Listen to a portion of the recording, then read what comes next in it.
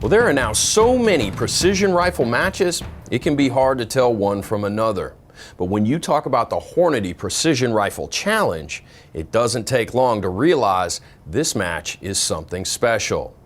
Well, it's now the second year for this one-of-a-kind event, and even with the challenges of the pandemic, the match continues to grow.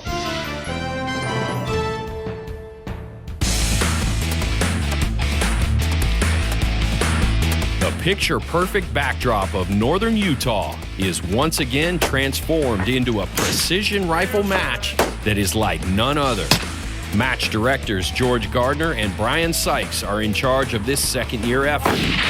And right away, Mother Nature has offered a key improvement. Better weather. Last year we had a lot of squalls and like super high winds and then low winds and then super high winds. Today we had a pretty consistent 15 to 18. I think it made it sporty. Last year, the wind was a big factor. This year, to hear George call it sporty, well, that sounds like more fun, but definitely still challenging. Real challenging. Myself and George worked really hard on the whole course of fire and trying to kind of perfect the balance between a match being too hard and too difficult. We knew out here, based on some of the targetry, that we could change. We could make it stage impossible, make it realistic. But we also have to consider where we're at. We got a lot of wind effects. Sometimes it's not as windy. So if we were to make targets too big and the wind let up on us, then it'd make for an easy match. And that's truly not the intent here. The #1 asset of this match is the exclusive location. It's part of a lease held by Hornady that spans more than 250,000 acres. We suggested this lease that we're part of out here. It's a conservation lease, and the terrain is perfect. It's not that hard to get to. It's about an hour and a half from Salt Lake City, and it turned out to be a pretty good spot. Wild Country Outfitters is the guy who kind of keeps us all corralled and makes this happen. And so we got to thank those guys, and it's just a cool place. It's year 2 for this event, so the staff of Wild Country Outfitters is pretty comfortable with the way this match is run. Last year it was on pins and needles and, wanting to impress Jason and Steve. This year, had a warm and fuzzy on what to do here. We work with the staff better after, that first year jitters. The staff here is great. I think after year 1, they trust us now.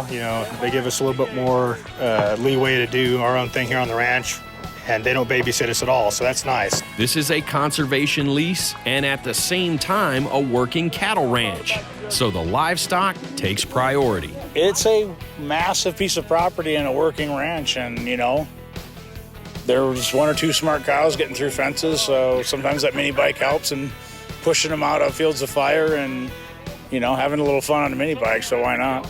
Keeping the cattle out of the live fire area and making sure the match keeps moving on schedule is vital as this event continues to grow. This year we signed up, and this to me really tells it, we signed up 184 and we're shooting 182. So even with COVID and all this stuff going on, we only dropped 2 from the match. Despite all the challenges associated with the COVID-19 pandemic, this match still draws competitors from all over the country. It's also attracting shooters who are brand new to the precision rifle game, like longtime 3-gunner Scott McGregor. Geez, I've shot a lot of 3-gun over the years and, been with Hornady for quite a while in their shooting team, but precision rifle is a different animal for sure. Another brand new shooter at this match is anything but new to practical shooting competitions. The great one, Rob Latham, is taking on the challenge of this precision rifle match. Rob is on stage 4, and it's a mover, set on an angle at 360 yards away. It's very different from the Bianchi mover we typically see Rob shooting. That's the first time I've ever shot a mover at that distance with a rifle. I've done lots of close stuff, and so, yeah, one more thing for me to learn about PRS. I shot a couple where I was just trying to push the gun into the bag to get the elevation, and I should have held up and not shot, and just moved ahead and waited and then shot. IPSC shooters are not particularly patient. Patience is a virtue in the precision game, and so is the ability to read and correct for wind, especially in this location. We got 21 stages set up. And the rotation up that ridge line, you're shooting nearly 330 degrees all the way around. So the wind effects play a huge part of these things. And every time you pull the trigger, you better be paying attention to what the wind's doing because it changes at an instant. There's going to be a lot of guys out here that can contest that for sure. The first question you think of in a precision match is most likely, how long is the longest shot? Well, Stage 8 has the longest shots in this match. Bud LaRoche is the range officer. That's the longest stage we have today. The wind's not doing anybody any favors. You got 5 targets, you got 2 shots apiece, hit or miss, from about 990 up to 1375. Those 5 targets are staggered across the valley and up the hillside. The first 4 are full IPSC torso-shaped targets. But the long shot is different. That's an MGM hexagon flashing target, roughly 2 MOA at 1,375 yards. 14-year-old standout Allison ZANE puts together a solid run on the difficult Stage 8. There's a lot of wind to contend with, but Allison manages 6 hits, even connecting once on the long target just as her time runs out. Impact! Time! Allison even offers fellow competitor Keith Baker her wind hold at the end of her run. I don't shoot a lot of wind, so in the end it'll probably make me a better shooter to be able to know, hey, I can talk and, 12 miles per hour wind and tell somebody, hey, this is what I used. With the info he got from Allison and his own expert level of know-how, Keith Baker is on his way to one of the best performances on Stage 8. I'm shooting a really high BC bullet, really slow, and it's not getting affected as much by the wind with other things, so this time it worked out. There are a handful of stages in this match that allow the shooter the luxury of belly-down prone shooting. The trade-off is often a more difficult target. Case in point, Stage 9. This is actually Stage 9, and it's a Know Your Limits stage. There are 5 targets, and shooters shoot left to right. Once they hit the furthest target, they keep engaging that target until they finish their 10 rounds. The KYL rack is at 500 yards, and as usual, the wind is playing tricks. Greg Holloway works his way through the rack and manages to connect on the smallest plate twice for a score of 6. These winds, when they start heading straight at your face, a little bit of a switch to the left, a little bit of switch to the right, changes your wind call altogether. So you just pray that it kind of just stays steady for a little while. 90 seconds of shooting, it can change a lot. Another course of fire that will be shot from the prone is Stage 4. This time, the stability of the position is offset by a moving target. We're shooting a double-headed coyote up there on the ridge. It's moving from left to right at 360 to 365 yards. There's 10 shots. You have 90 seconds to complete all 10. For the A-Team K&M Precision Squad, they have the benefit of advice from one of the best mover shooters in the game, Shannon Kay. What is the? They're saying it's 3. 3 miles. So your catch will call for 1.5-ish, unless you're really slow, maybe 1.6. Take off half a target, it's probably about a mil, minus the crazy angle, right? So you're gonna lead a mil, a little over a mil. The lead edge, yeah. And I'll actually, because the wind's crazy, and that's all cattywampus, I'll go against my best judgment and actually dial it in.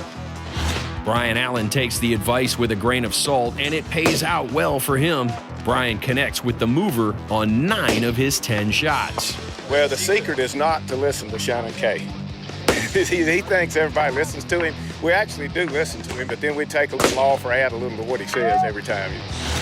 Brian's son Bradley is also a top-level competitor, and he also sees success on Stage 4, matching Dad with a 9 of his own. Oh, I did all right. I fought it. I hit the front and back, middle, all over it, but got a 9 out of 10. Junior standout Ashton Glasscock connects for 7, and in these wind conditions, she's happy with it. It was good. I dialed 3 and I held 1 and it hit on both sides.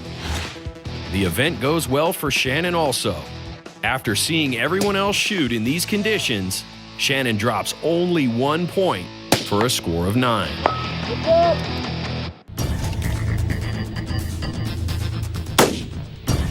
The few events in this match that allow for a shooter to assume a prone position are made more difficult by the target choice. For the majority of the events that force a competitor into positional shooting, the target may be a bit easier to hit. Well, that is if you've built a good position. On stage 19, there are multiple targets matched to required positions. So there will be a lot to do in the 90-second time limit. Brian Sykes came to me, he gave me the position, said, hey, staple them wherever you want. I'm a shooter too. I don't normally like shooting just the same positions all the time, near to far, left to right. So I mixed them around a little bit. It's shooter's choice, but if you minimize movement between positions, the target ranges will not be in order. If you want to shoot near to far, you're going to have to move the most. So you can pick any way you want to shoot it, but the guys had most success just following an order and matching their dope up. For Derek Love, managing the clock is also an added stress. Even so, Derek takes 7 of the 9 possible points. It's pretty rough. You go to the cards and you pick the target. I started on the left side and rolled to the right. Targets are close and back. It's very mentally challenging. A lot quicker than I thought it was going to be. Right next door is another positional stage. The key difference here, just one target. 3 positions, 3 shots from each for 9 possible points. And USAMU Sergeant Tyler Payne takes all 9. It actually went really well after 2 stages beforehand not going so well. I'm happy with that. It helps boost the confidence back up. A confidence boost will be helpful for everyone when they make their way around to stage 1. Engage. Stage 1 is a PRS barricade that's followed by another 7 possible points from a second barricade. And on this one, time is not your friend. So this is stage 1, the PRS skill stage, and then some. You have a traditional PRS barricade with 8 rounds, and then you've got an additional 7 positions for a total of 15 rounds. It's a 400-yard target up on the hill. It's a 10-inch circle. Well, it sounds pretty straightforward, right? Not a single shooter has gotten all 15 shots off. We have 2 shooters with a high score of 12 so far. Shannon Kay takes his time to put 11 points in the bank. We switched directions, and I caught the wind, and I just to try to get 15. I wanted to get 12. I forced myself to go into a stage that tempts you to shoot too fast. So Ron and George, not a chance, and I got 11 out of 12 shots, so I'll take it. Shannon's score of 11 is more impressive as you watch the parade of top shooters cycle through stage 1. Many of them falling victim to the design challenge. With short time limit, big points, it's a clever trap that catches some of the best shooters in the match. All gear in hand, mag in, bolt back, under command engage. From one stage designed as a time trap to a stage that's a little more lighthearted, stage 15 is known as AG Beaver Fever. Impact. It's a nod to an elusive rodent that taunted Range Officer Tom Fuller. Yeah, the beaver stage for me is kind of an inside joke. There's this beaver that gave me a lot of problems back home, and I just couldn't trap him. And it became like this social media kind of running joke for a long time. So it never gets old, apparently, to some people. Well, even with the little jab, Tom and his wife Charity are thrilled to be here. George and Brian both run a great match. I just wanted to support them guys and come in RO, and it's been a blast. Enjoyed it immensely. And it's just one part of what makes this match what it is.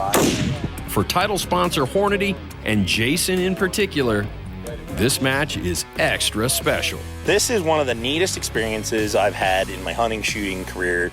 It's 200 plus people, probably almost 300 when you get done with all the range officers, out here in the Rockies, basically, and shooting them up. Nothing better than hearing sounds of shots going down range, right?